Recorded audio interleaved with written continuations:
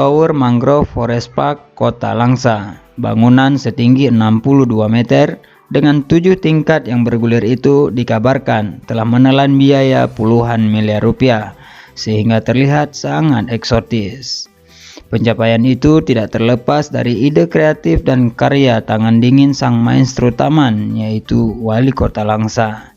Keberadaan tower di tengah Taman Mangrove Forest Park dengan luas sekitar 8.000 hektar yang memiliki 32 keanekaragaman jenis bakau dan terlengkap se-Asia Tenggara diharapkan mampu menarik minat pariwisata baik lokal maupun asing.